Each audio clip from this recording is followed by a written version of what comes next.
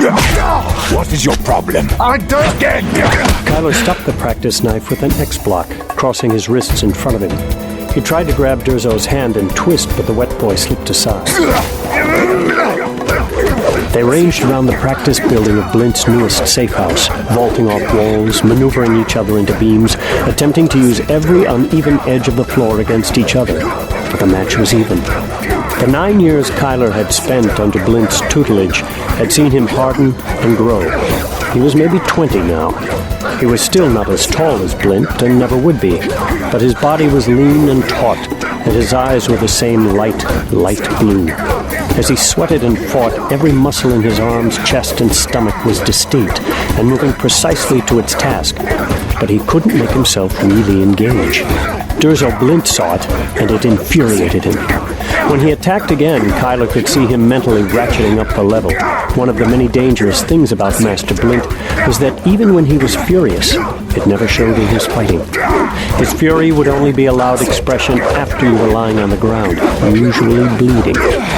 He moved Kyler across the open wound slowly, hand clenched in fist or extending a knife hand, the practice knife glittering in quick arcs and jabs. For a fraction of a second, he overextended his stab and Kyler managed to slip around it and hit Master Blint's wrist. But Master Blint held on to the knife, and as he drew it back, the dull blade caught Kyler's thumb.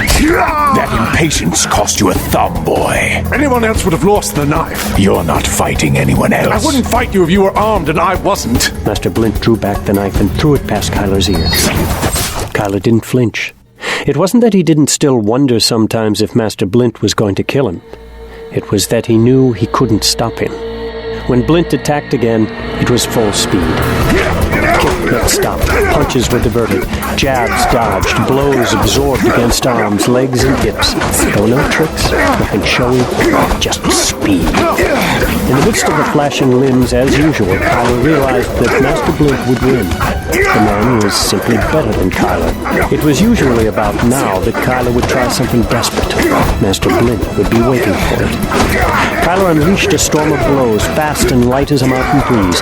None of them alone would hurt Master Blint, even if they connected, but any would cause him to miss the next. Kyler fought faster and faster, each blow being brushed aside or only connecting with flesh tensed for the impact. One low spear hand got through, jabbing Master Blint's abdomen. As he hunched over involuntarily, Kyler went for the full strike on Blint's chin, then stopped. Blint lashed up fast enough that he would have blocked the strike, but with no contact where he'd expected it, he brought the block too far and couldn't bring his hand back before Kyler lashed his still-cocked fist at his nose. But Kyler's strike didn't catch Master Blint. It was brushed aside by an unseen force like an invisible hand. Stumbling, Kyler tried to recover and block Durzo's kick, but it blew through his hands with superhuman force.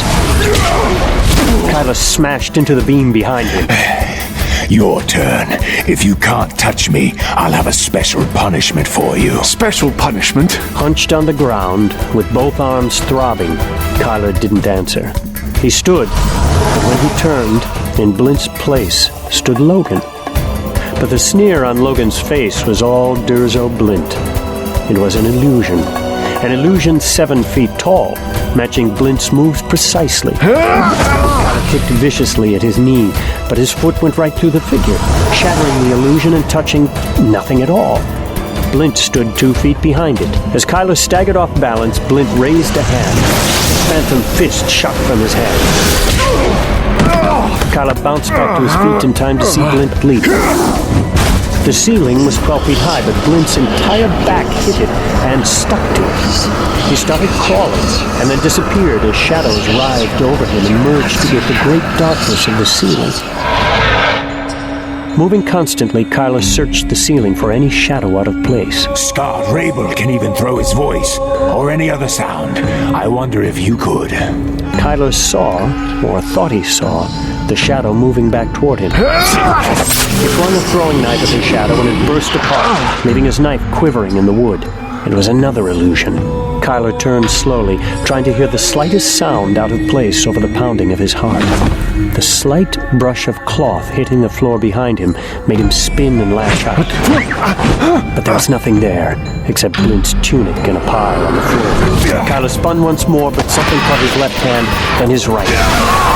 Master Blint stood bare-chested, a dead look in his eyes, his real hands at his sides. Kyler's wrists were held in the air by magic.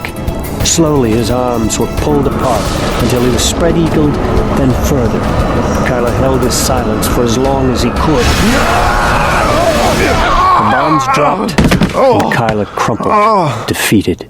Do you see what just happened? You kicked my ass again. Before that, I almost hit you. you fooled me, and you would have destroyed me. But I use my talent, and you still refuse to use yours. Why? Because I'm broken. Since meeting Drissa Nile 4 years ago, Kyler had thought 100 times about telling Durzo Blint what she'd told him. He didn't have a conduit, and it couldn't be fixed. But the rules had always been clear. Kyler became a wet boy or died. And as Blint had just proved again, Kyler wouldn't be a wet boy without the talent. Telling Blint the truth had always seemed like a quick way to die. Kyler had tried everything to get his talent to work or to learn about anything that might help, but had found nothing. It's time for some truth, Kyler. You're a good fighter. Deficient still with pole arms and clubs and crossbows, and regardless, you're as good at hand-to-hand fighting and with those current hand-and-a-half swords you like as any fighter I've seen. Today, you would have had me. You won't win next time, but you'll start winning. Your body knows what to do, and your mind has got it mostly figured out too. In the next few years, your body will get a bit faster, a bit stronger, and you'll get cleverer by half. But your weapons training is finished, Kyler. The rest is practice. And? Follow me. I've got something that may help you. Kyler followed Blint to his workroom.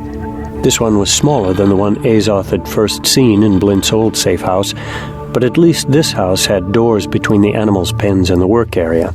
It smelled much better. It was also familiar now. The books lining the shelves were like old friends. He and Blint had even added dozens of recipes to them. In the past 9 years, he had come to appreciate Blint's mastery of poisons. Every wet boy used poisons, of course. Hemlock and bloodflower and mandrake root and ariamu were all local and fairly deadly. But Blint knew hundreds of poisons. There were entire pages of his books crossed out, notes scrawled in Durzo's tight, angular hand. Fool. Dilutes the poison. Other entries were amended, from how long it took for the poison to take effect to what the best methods for delivery were, to how to keep the plants alive in foreign climes. Master Blint picked up a box. Sit. Kyler sat at the high table, propping an elbow on the wood and holding his chin. Blint upended the box in front of him. A white snake slid onto the table. Kyler barely had time to register what it was before it struck at his face. He saw its mouth open, huge, fangs glittering. He was moving back, but too slowly. Then, the snake disappeared. Blint was holding the snake behind the head. He had grabbed it out of the air while it was striking. Do you know what this is, Kyler? It's a white asp. It was one of the most deadly snakes in the world. They were small, rarely growing longer than a man's forearm. But those they bit died within seconds. No, it's the price of failure. Kyler, you fight as well as any non-talented man I've ever seen. But you're no wet boy. You've mastered the poisons. You know the techniques of killing. Your reaction speed is peerless. Your instincts are good. You hide well, disguise well, fight well. But doing those things well is shit. It's nothing. An assassin does those things well. That's why assassins have targets. Wet boys have deaders. Why do we call them deaders? Because when we take a contract, the rest of their short lives is a formality. You have the talent, Kyler, but you aren't using it, won't use it. You've seen a little of what I have to teach you, but I can't teach it to you until you tap your talent. I know. The truth is, Kyler, I didn't need an apprentice when you came along. Never did. But I heard a rumor that an ancient artifact was hidden in Sonaria. The Silver Kakari. They say Ezra the Mad himself made it. It's a small silver ball, But when you bond it, it makes you impervious to any blade, and it extends your life indefinitely. You can still be killed any way that doesn't involve metal, but immortality, Kyla. And then you came along. Do you know what you are? Did that Maja Drissenile tell you? Durzo knew about Drissenile? She said I was broken. The Kakari were made for people broken like you are. They're supposed to be an attraction between people who are vastly talented but don't have the conduit and the Kakari. You were supposed to call it, Kyla. You don't know how to bond it, so you'd call it, hand it over, and I'd be immortal. And I'd still be broken. Once I had it, we could have Drissa study it. She's a great healer. Even if it took her a few years, it would have been fine. But we're running out of time. Do you know why I can't just let you be an assassin? Kyler had wondered 100 times, of course. But he hadn't always figured it was because Blint's pride wouldn't let him have a failed apprentice. Our talent allows us to swear a magically binding oath of service to the Shinga. It keeps the Shinga safe, and it keeps us above suspicion. It's a weak compulsion, but to break it, a wet boy would have to submit himself to a mage or meister, and all the mages in the city work for the Sakage, and only an idiot would submit to a meister. You've become a skilled assassin, Kyla, and it's making the Shinga nervous. He doesn't like being nervous. Why would I ever do anything against the Shinga? It would be signing my own death warrant. That's not the point. Shingas who aren't paranoid don't live long. How could you never tell me all this? All the times you've beaten me for not using my talent. It's like beating a blind man because he can't read. Your desperation to use your talent is what calls the Kakari. I was helping you, and I'm going to help you some more. Durzo gestured to the snake in his hand. This is motivation. It's also the kindest poison I know. Getting that Kakari has always been your final test, boy. Get it, or else. There it was, Kyla's last warning. Master Blint put away the snake, collected a few of his weapons, grabbed the bag he already had packed, and picked retribution off its pegs on the wall. He checked the big black blade, then slid it back into its scabbard. I'm going to be gone for a while. I'm not coming with you. You'd get in the way.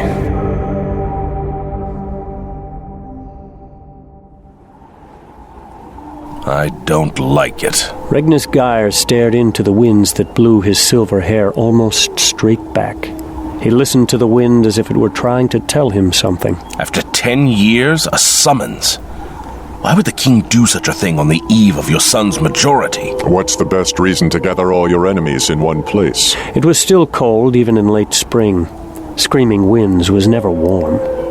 The north wind cut through wool, made a mock of the beards and long hair the men grew to hold some extra iota of heat in. To smash them. Better to smash them before they can gather. The king knows that I'll do everything in my power to be home for my son's ascendance. That means traveling fast.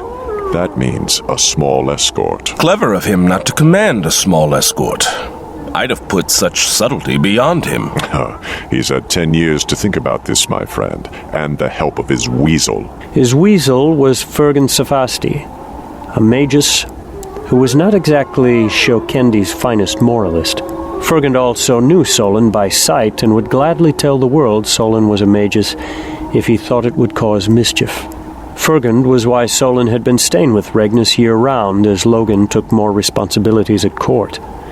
It was, he was beginning to think, a serious mistake. So you think they'll attack us on the way? Regnus nodded into the wind.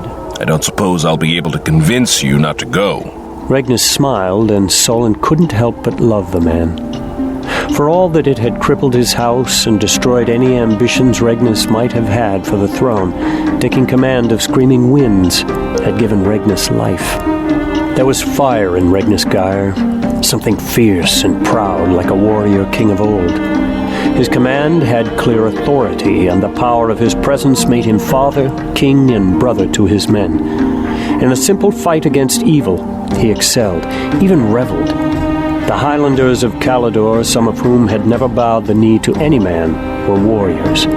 They lived for war, thought it a disgrace to die in bed, believed the only immortality was immortality through deeds of arms sung by their minstrels. They called Regnus the Ruhrstockschlagen, the devil of the walls, and in the last 10 years their young men had smashed themselves against those walls, tried to climb them, tried to sneak past them, tried to bribe their way through them, climbed over the twins and tried to descend on screaming winds from behind. Every time, Regnus had crushed them. Frequently, he did it without losing a man. Screaming Winds was made of 3 walls at the 3 narrowest points and the only pass between Sanaria and Calidor. Between the walls were killing fields sown thick by Regnus's engineers with caltrops, pits, snares, and deadfalls of rock from the surrounding mountains. Twice clans had made it past the first wall. The traps had reached such a harvest of death that none had survived to tell what they found beyond it. It could be genuine, I suppose. Logan says he has become close friends with the prince. Maybe this is the prince's influence at work. I don't think much of the prince. But he thinks a lot of Logan. We can hope that the prince takes after his mother. This may even be her work. Regnus said nothing. He wouldn't say Nalia's name, not even now. Hope for the best, plan for the worst. 10 of our best men, extra horses for all of us, and go down the coast road instead of the main road? No. If they've set one ambush, they'll have set 2. We might as well make them play their gambit on open ground. Yes, sir. Solon only wished he knew who the other players were. Do you still write letters to that Katie woman? Solon nodded, but his body went rigid. His chest felt hollow. Of course the commander would know. A letter sent every week, and never a one received. Well, if you don't get a letter after this one, at least you'll know it's not because yours are boring. Regnus clapped a hand on Solon's shoulder. Solon couldn't help but smile ruefully. He didn't know how Regnus did it, but somehow in his company it was as easy to face heartbreak as it was to face death.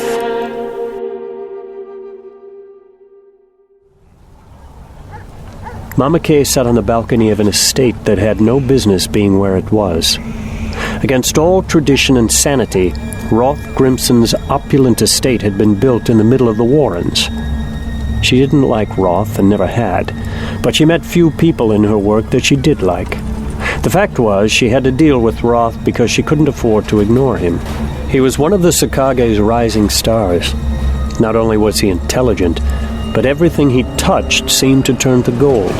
After the Guild Wars, he had emerged as the guild head of the Red Bashers and had promptly taken over half of the Warrens. Of course, the Sakage had stepped in, only because with Durzo's assassination of Corbin Fischel, but it had taken years to get things truly settled. There had been, of course, curiosity among the 9 at how Roth had managed his guild so well that they'd claimed so much territory. And Roth obviously hadn't liked her questions. But he'd accepted them. A word from her, and he'd never be on the 9. Another word, and he'd be dead. He was smart enough to know that. Roth was in his late 20s, a tall, formidable young man who carried himself like a prince among dogs. Close-set blue eyes, dark hair, a penchant for fine clothing. Today he wore a gray tunic decorated with a Plangen knotwork that was just coming into fashion, matching breeches and high boots worked in silver. He wore his black hair lightly oiled, a wavy lock sometimes dropping into his eyes. If you ever tire of working for our master of coin, you'd do well in one of my brothels. The men would adore you.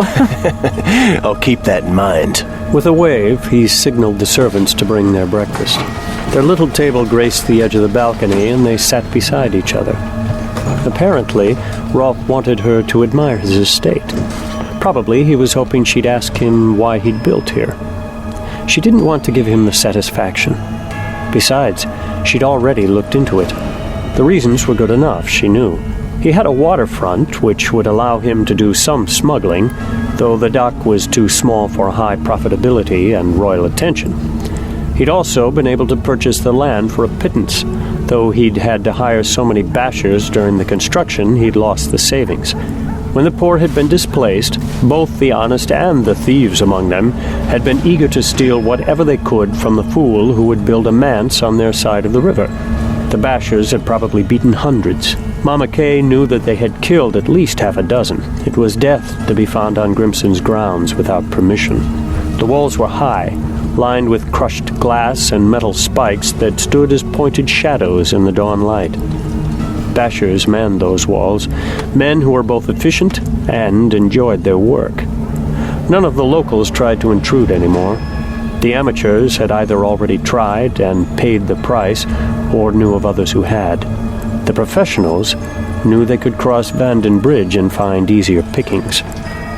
His gardens were beautiful, if given to flowers and plants that kept low to the ground so that his archers didn't have their killing angles obscured. The splashes of vermilion, green, yellow, and orange of his gardens were a stark contrast against the grays and dingy browns of the warrens. The servants brought the first course, halved blood oranges with a caramelized sugar crust. So, there's going to be an opening on the 9. Yes? Mama Kay let it sit. She wasn't going to make this easy. The sun was just rising above the horizon, and the sky was turning a glorious orange. It was going to be a scorching day. Even at this hour, she barely needed the shawl around her shoulders. I've been working with Phineas Saratson for 6 years. I know the job better than anyone. You've been working for the Trematier, not with him. I think your spies must not be smart enough to have seen the amount of work I do versus what the old man does. Spies? Everyone knows you have spies everywhere. Well, everyone knows. It must be so, then. Oh, I see. It's one of those things everyone knows, but I'm not supposed to mention because it's rude. There are people within this organization with whom it is dangerous to be rude, boy. If you're asking for my vote, you do well to make a friend of me. Roth motioned to the servants, who took their plates and replaced them with cuts of spiced meats and a lightly broiled egg dish with cheese. I'm not asking. Mama Kay finished her eggs and began on the braised meat. Mama Kay ate and looked at the lightening sky, the sun rising slowly over the great iron gate to Grimson's estate. If he took that comment back, she'd let him live. I don't know how you have such influence on the 9, but I know I need your vote, and I will have it. I will take your vote, or I will take your niece. The meat that a moment ago had seemed so delightfully spiced that seemed to melt in Mama Kay's mouth suddenly tasted like a mouthful of sand. Pretty girl, isn't she? Adorable little braids. So sad about her mother dying, but wonderful that she had such a rich aunt to find her a place to live. And in the castle itself, no less. Still, a rich old whore ought to have done better than have a niece raised by a serving woman. Mama Kay was frozen. How did he find out? The ledgers. Her ledgers were done all in code, but Phineas Saratson was the Sakage's master of coin.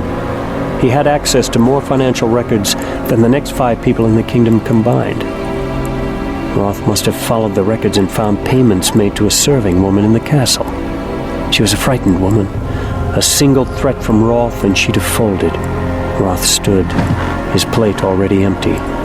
No, do sit. Finish your breakfast. She did, mechanically, using the time to think. Could she spirit the girl away? She couldn't use Durzo for this, but he wasn't the only wet boy she knew. I am a cruel man, Gwenvere. Taking a life is better than any of the pleasures you sell. But I control my appetites, and that's what makes us human rather than slaves, isn't it? Roth was pulling on a thick leather glove. The portcullis of his gait was rising as he spoke. Outside, Mama Kay saw dozens of ragged peasants gathered. Obviously, this was a daily ritual. Below, 4 servants were carrying a table laden with food into the garden. They set it down and walked back inside. These wretches are slaves to their appetites. Slaves, not men. The starving peasants behind pushed forward, and those in front were pushed inside. They looked at the spiked portcullis above them, and then at Roth and Mama Kay, but their eyes were mostly on the food. They looked like animals, hunger driving them wild. A young woman made a break for it. She sprinted forward. After she had only taken a few steps, others followed her.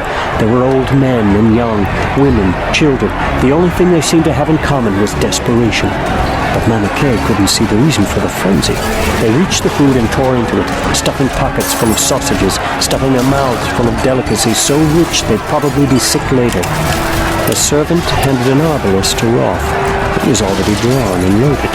What are you doing? The peasants saw him and scattered. I kill by a very simple pattern.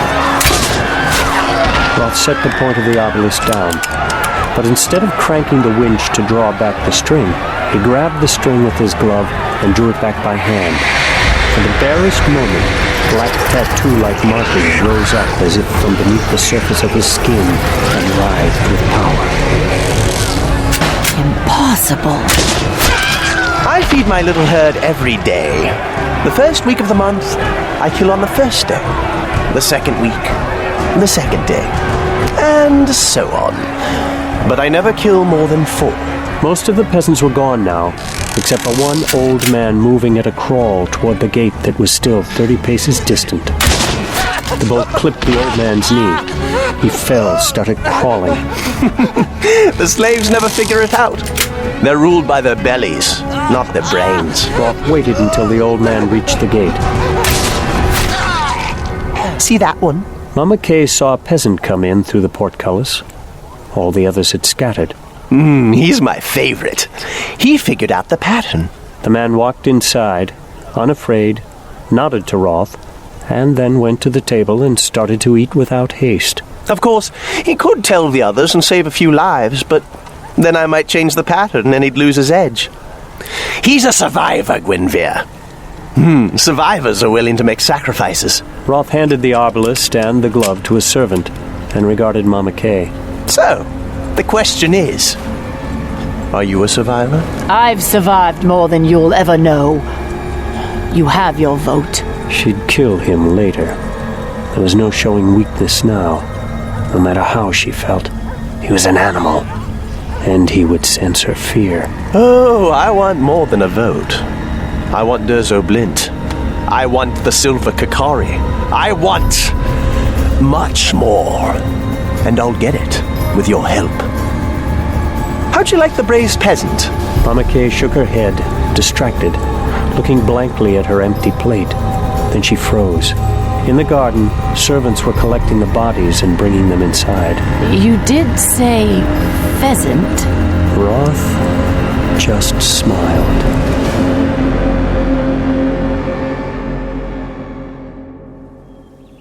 Well, if you don't look like the south end of a northbound horse. Logan intercepted Kyler in the middle of the Drake's yard. Thanks. Kyler stepped past Logan, but his friend didn't move. What do you want, Logan?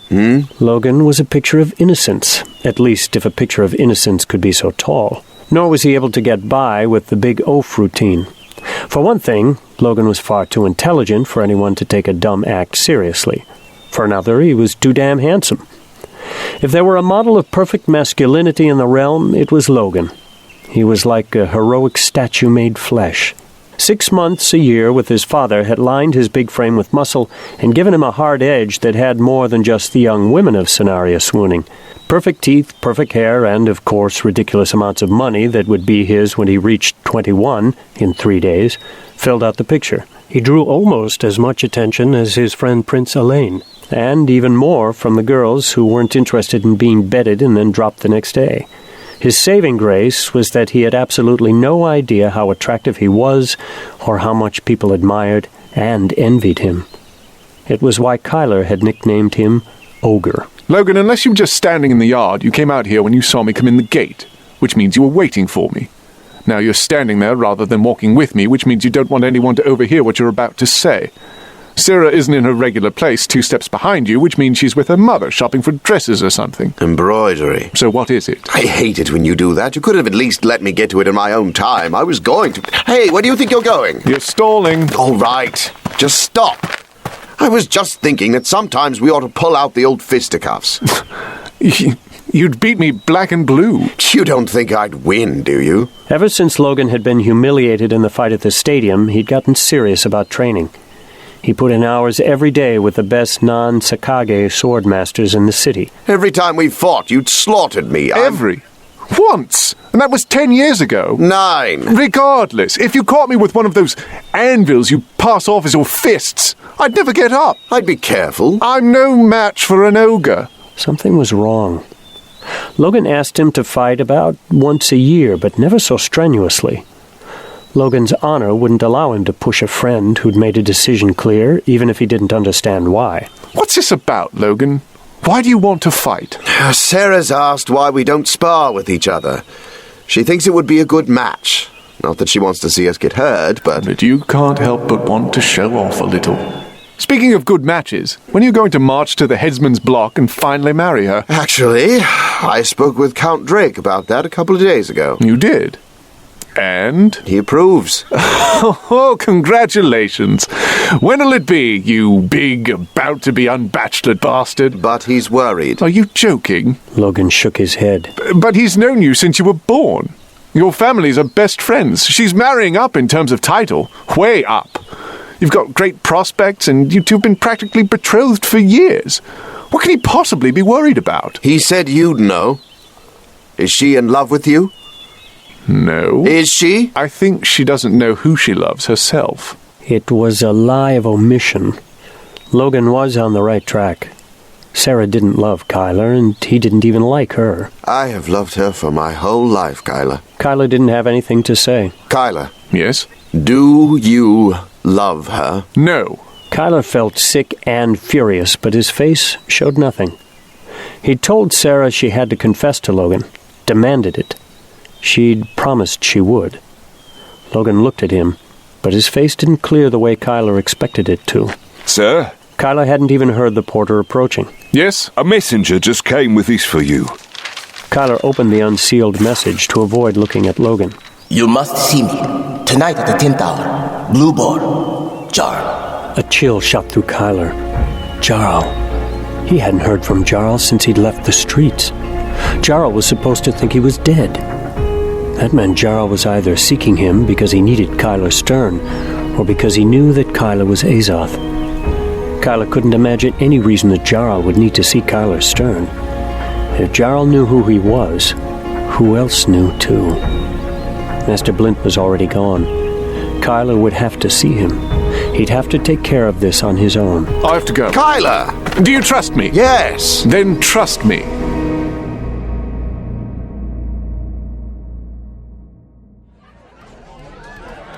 The Blue Boar was one of Mama Kay's nicest brothels.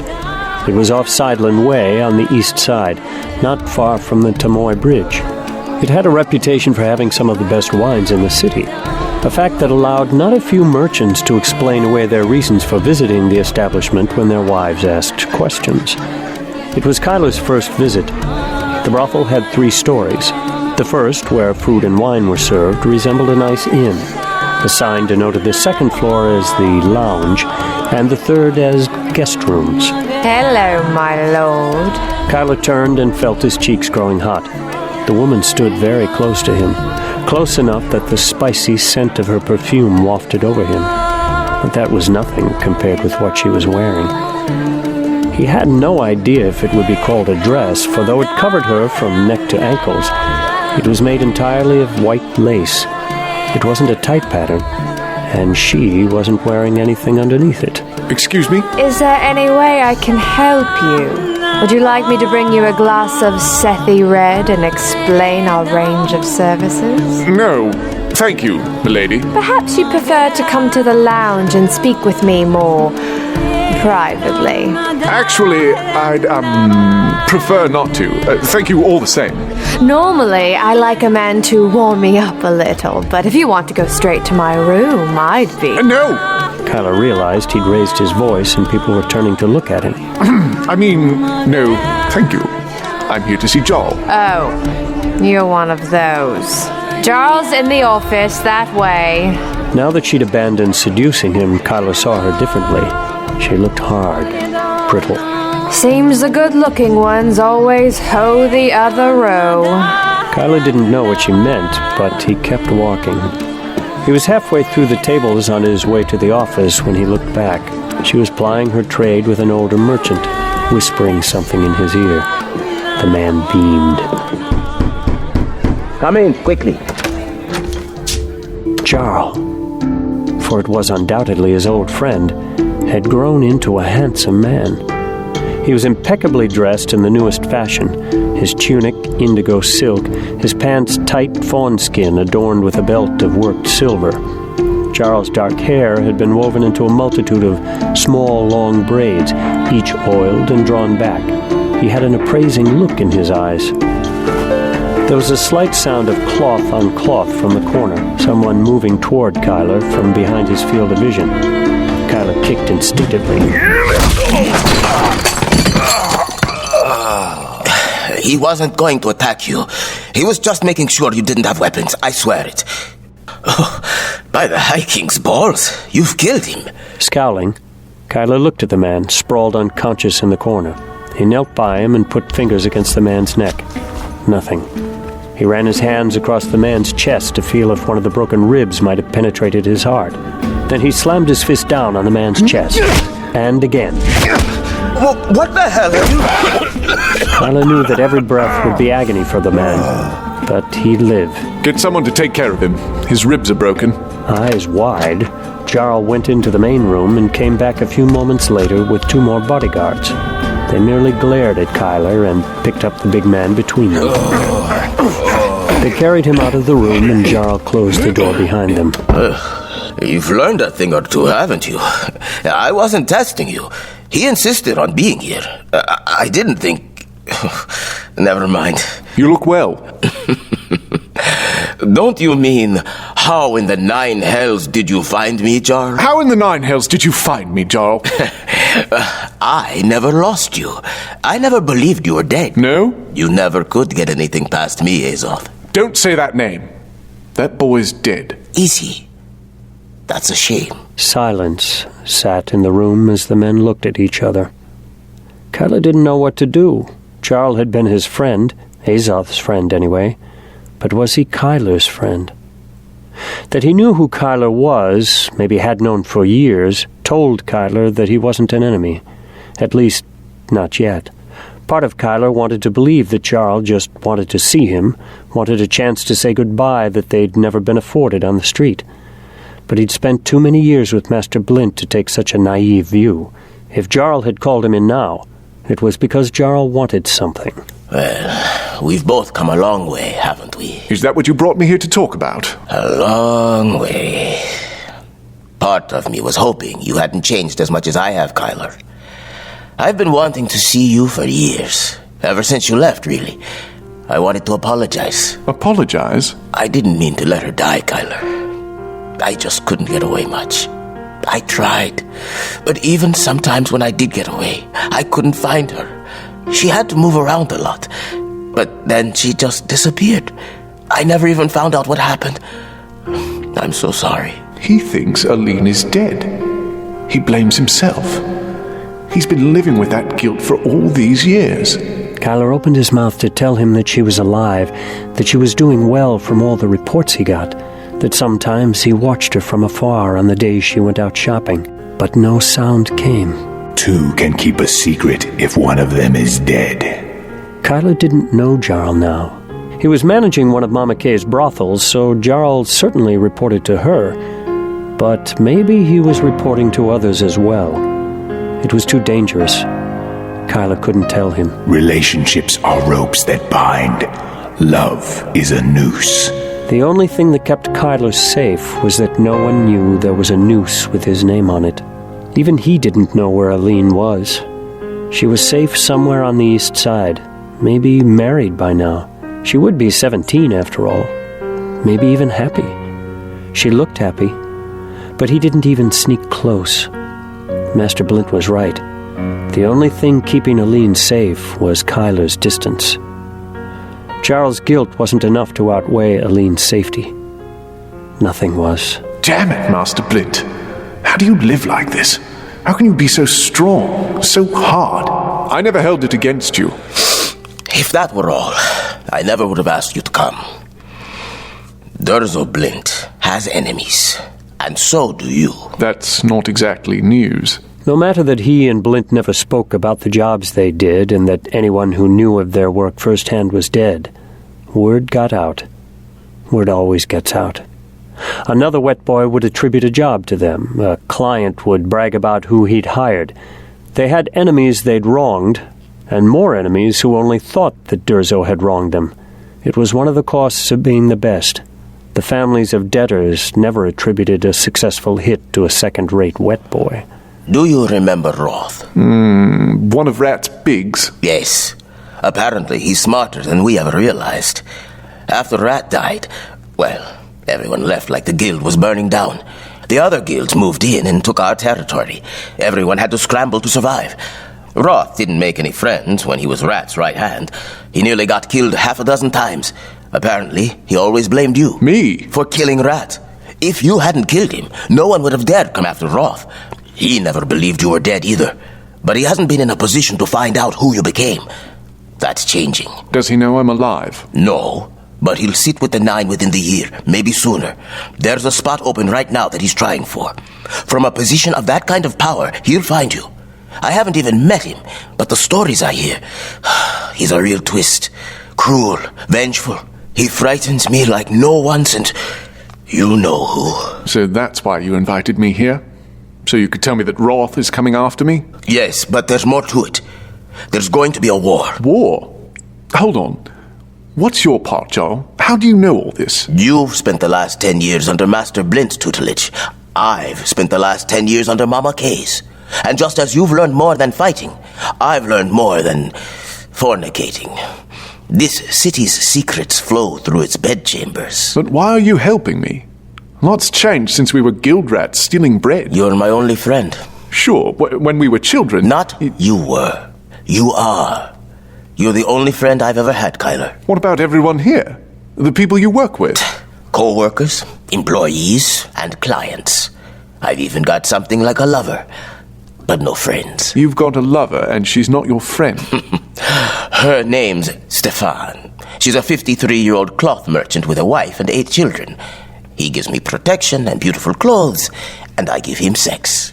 Oh. Suddenly, the whore's muttering about hoeing the other row made a lot more sense. Are you happy here, Jarl? Happy? What the hell kind of question is that? Happy doesn't have anything to do with it. I'm sorry. Where did you get your innocence back, Kyler? You said Azoth was dead. What are you talking about? Are you going to leave now that you know that I'm a bugger? No. You're my friend. And you're mine. But if I hadn't seen you nearly kill Gurk just now, I'd wonder if you really were a wet boy. How do you kill people and keep your soul intact, Kyler? How do you keep your soul intact and whore? I don't. Me neither. Jarl went quiet. He studied Kyler intently. What happened that day? Kyler knew what Jarl was asking. A tremor passed through him. Durzo told me if I wanted to be his apprentice, I had to kill Rat. After what he did to Dollgirl, I did it. Easy as that, huh? Kyler debated lying, but if anyone deserved the truth, it was Jarl. He'd suffered more at Rat's hands than anyone. After holding back about Dollgirl, he couldn't do it again. Kyler told him the whole story, like he hadn't told anyone since Master Blint. The description of the gore and how pathetic Rat had been didn't move Jarl. His face remained passive. He deserved it. He deserved it and then some. I only wish I'd had the nerve to do it. I wish I could have watched. Jarl dismissed it with an effeminate wave of his hand. I've got a client coming, so listen. Kalidor is going to invade. Different parts of the Sakage have been mobilized, but they're mostly smokescreens. Probably only the 9 know what's really happening. Maybe only the Shinga. I can't even tell which side we're going to take. The thing is, we can't afford for Senaria to lose this war. I don't know if the 9 realize that. The Ursuls have put forward claims on Senaria for generations, but several months ago, God King Ursul demanded a tribute of some special gem and free passage, claiming to be more interested in taking war to Modai than here. King Gundr told him where he could go, and it wasn't across the king's highways. A source told me the God King vowed to make us an example. He's got more than 50 witches, maybe many more. I don't think King Gundor can field 10 mages to stand against them. But the Sakage will survive. The Sakage will survive, Kyler. But if all the businesses are burned down, there's no money to extort. If all the merchants are broke, they can't gamble or go whoring. Some wars we could profit from. This one will ruin us. So why tell me? Durzo's in the middle of it. Of course he is. Probably half the nobles in the army's chain of command are trying to off their superiors so they can take their places. But Master Blint wouldn't take a job that would seriously endanger the city. Not if things are as bad as you say. I think he's working for the king. Master Blint would never work for the king. He would, if they had his daughter. He's what? Lord General Agon stood in the middle of the brushed white gravel of the castle statue garden and tried not to look as uneasy as he felt. Damn fine place to meet an assassin. Ordinarily, he would think it was a fine place to meet an assassin. Though Blint had ordered him not to bring soldiers if he had been of a mind to do so, there were any number of places for them to hide. Of course, that this meeting was happening within the castle grounds should also have made Agon feel better. It might have, if Blint hadn't been the one who suggested it. The night wind blew a cloud across the moon, and Agon strained to hear the slight crunch of gravel that would herald Blint's arrival. He had no doubt that Blint could make it into the castle. His memory was as sharp as the daggers that they'd once found under the royal pillows. Still, he had his orders. He looked at the statues around him. They were heroes, every one of them, and he wondered what he was doing in their company. Usually this garden was a haven. He would walk on the serene white and black rock and stare at those marble heroes, wondering how they might act if they were in his shoes. Tonight, their shadows loomed and lingered. Of course, it was his imagination, but he still remembered that Blint had been in his bedroom 10 years ago, ready to do murder. Nothing was safe with a man like that. Agon turned and without thinking gripped his sword. Don't bother. Agon whipped back around. Durza was standing not 2 feet away. Agon stepped back. The noisy one was one of yours, not me. But wait, didn't I tell you not to bring men? I didn't. You're late. The Lord General had his equilibrium back now. It was unsettling dealing with a man who didn't value life.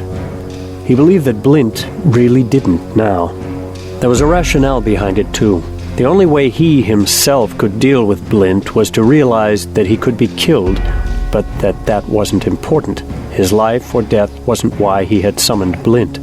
His life or death wasn't vital to what they would talk about. Still, a part of him asked, how can wet boys live like this? Just making sure I knew where all your soldiers were hidden. Blint was wearing a killing outfit, Agon realized queasily. A tunic of mottled dark gray cotton, thin but cut for easy movement, pants of the same material, a harness with a score of throwing weapons, some of which the general didn't even recognize.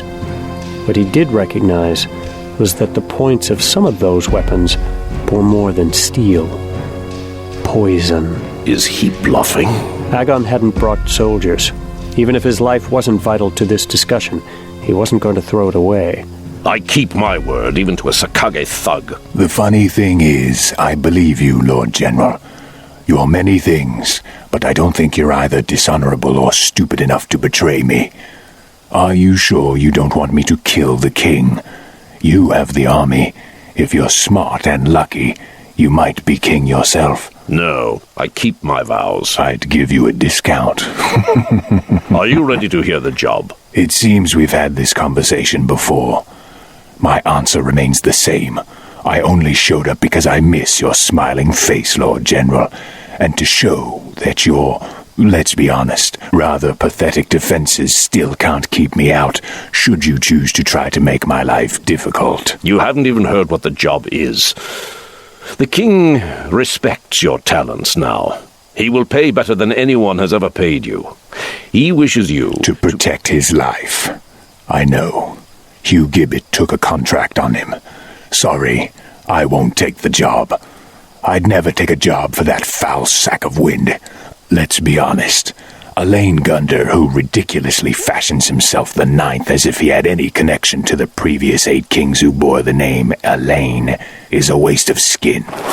Someone burst out from under the tall statue of Duke Gunder behind Agon. Agon's heart sank as he recognized the man's gait. Elaine Gunder the Ninth threw back his hood. Guards! Guards! Archers and crossbowmen sprang up from every balcony, bush, and shadow in sight. Others came running from the perimeter of the garden. My liege, what a surprise. Blint swept into a perfect court bow. Who would have expected to find you hiding in your father's shadow? You sitting! Shit! What are you doing? Surround him! The guards surrounded Durzo, Agon, and the king in a tight circle.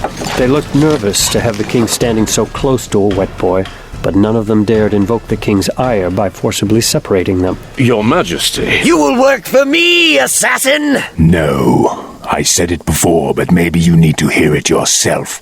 I'm willing to kill you, but I won't kill for you. Oh, fine then. Fine then. We'll kill your daughter. My what? Oh, that's right. Look into it. A dangerous second stretched out, and Agon wondered if he was about to be holding a dead king in his arms. Then there was a blur of motion. Even though he was looking right at him, Durzo Blint moved faster than his eyes could follow. He flipped up over the circle of soldiers, caught a statue, and changed his trajectory. A moment later, there was a scuttling sound up the side of the castle wall. The king walked inside, and it was only 2 minutes later that Agon realized how close Durzo had brought him to speaking treason in front of the king. Kyla felt the air stir as someone opened the front door of the safe house. He lifted his eyes from the book in front of him and reached for the short sword unsheathed on the table. He had a perfect view of the door from his chair, of course. Master Blint wouldn't set up his workroom any other way, but he would have known it was Master Blint just by the sound. Master Blint always locked, unlocked, and then relocked every lock. It was just another of his superstitions. He didn't ask his master about the job. Blint never liked to talk about a job right after it. The Night Angels don't like it. The vial of white asp venom was sitting on the table with the rest of Blint's collection. I don't think it'll work. I've been looking over your books. They haven't got anything about this. They'll write a new book. Blint started putting the poisoned blades in special cases and wiping off the ones bearing poison that spoiled over time. I know animals can eat some poisons and it doesn't make them sick. And I know the meat will make you sick if you eat it. Our experiments have proved that. But then your dead is just sick. That's fine as far as it goes, but this dual poison thing, I don't get it. Blint hung up his weapons harness. Your deader eats the pork. He feels nothing. Maybe a little tipsy.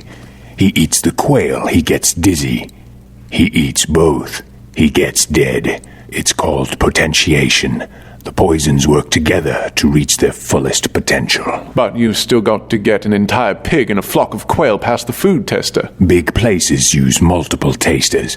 By the time they suspect anything, the deader's dead. But then you poison everyone in the room. You can't control... I control everything!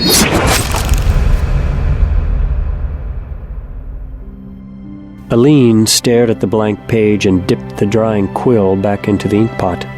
Further down the table in the Drake's dining room, Mags and Elena Drake were playing a game of tiles. Mags, the older sister, was concentrating intently, but Elena kept glancing at Aline. Why do I always get crushes on unattainable men? Aline Cromwell had been friends with Mags and Elena Drake for years. The gap between a servant and a count's daughter should have precluded friendship, but the Drakes counted all as equal before the one god. As they'd grown older, the girls had become more aware of how odd their friendship was, so it had become more private, but no less real. That groundskeeper Jayan was attainable. Alina moved a tile. Mag scowled at the move and then at her 15-year-old sister. That lasted 2 hours, until he opened his fat mouth. You must have had a crush on Paul at some point. Not really. He just loved me so much I thought I should love him back. At least Paul was real. Alina, don't be a brat. You're just mad because you're losing again. I am not. I'll win in 3 moves. Oh, you will? Mags looked at the tiles. Oh, you little snot. I, at least, am so glad you turned Paul down, Aline. But it does leave you without an escort to our party. Aline had abandoned the quill and buried her face in her hands. Do you have any idea what I wrote him last year? I didn't know Paul could read. Not Paul, my benefactor. Whatever you wrote, he didn't stop sending money, did he? Elena ignored her sister's murderous glance. Elena Drake was only 15, but most of the time she seemed in pretty good control of Mags, if not her older sister Sarah. He's never stopped. Not even when I told him we had more than enough money. But it's not about the money, Lena. Last year I told him that I was in love with him. Aline couldn't quite bear to confess that she'd smudged the ink with her own tears. I told him I was going to call him Kyla, because Kyla's nice.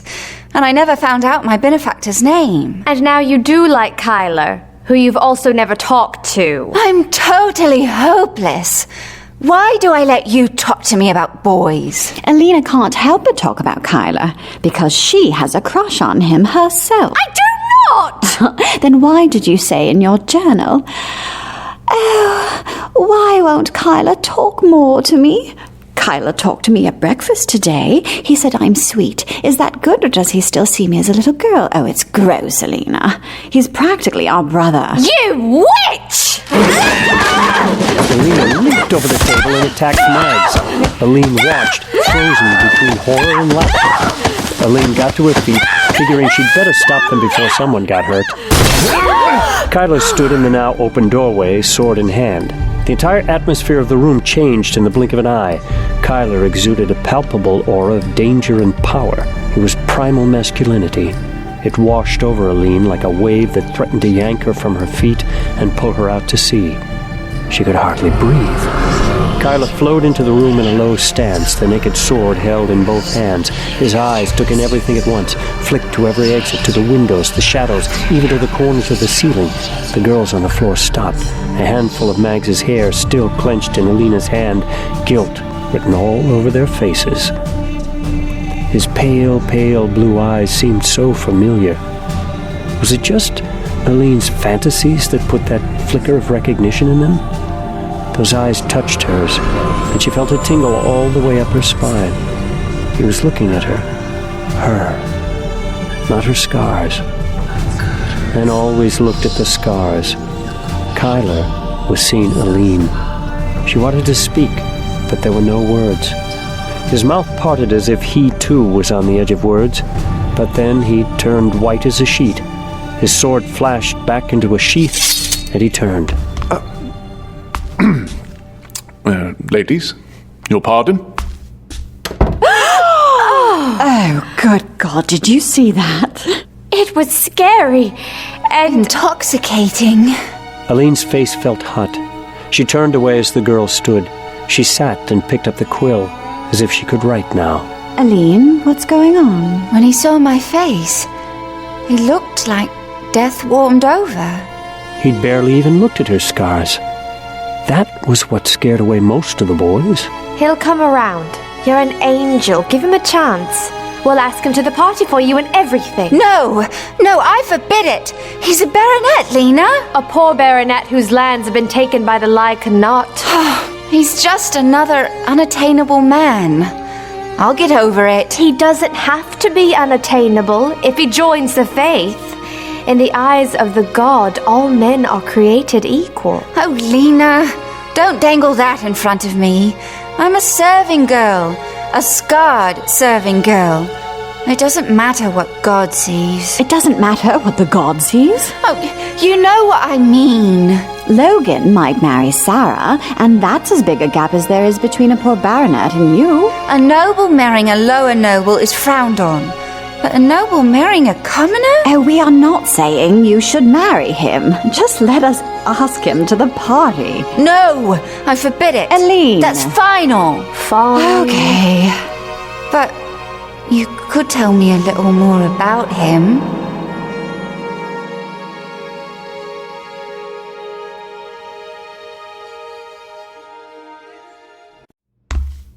Kyler! Count Drake spoke as Kyler tried to sneak past his office to get up the stairs. Would you come in for a moment? There was nothing for it but to obey, of course. Kyler cursed inwardly. Today was turning into a long day. He'd been hoping to get a few hours of sleep before doing his pre-dawn chores for Master Blint. He had a good idea what this was about, so when he stepped into the Count's office, he had to try not to feel like a boy about to have his father explain sex to him. The Count hadn't been touched by the years. He would look 40 if he lived to be 100. His desk was in the same place, his clothes were the same cut and color, and when he was warming up to a difficult conversation, he still rubbed the bridge of his nose where his pince-nez sat. Have you made love to my daughter? Kyler's chin dropped. So much for warming up. I haven't laid a hand on her, sir. I wasn't asking about your hands. Kyler goggled. This was the man who talked about the god as often as most farmers talked about the weather? No, don't worry, son. I believe you. Though I suspect it hasn't been for any lack of effort on Sarah's part. The blood rushing to Kyler's entire face was answer enough. Is she in love with you, Kyler? Kyler shook his head, almost relieved to be asked a question he could answer. I think Sarah wants what she thinks she can't have, sir. Does that include making love to numerous young men, none of whom is Logan? I hardly think it's right or honorable for me to... The Count raised a hand, pained. Which is not the answer you would have given if you thought the charge was false. You'd have said absolutely not, and then that you didn't think it was right or honorable for me to ask. And you'd have been right.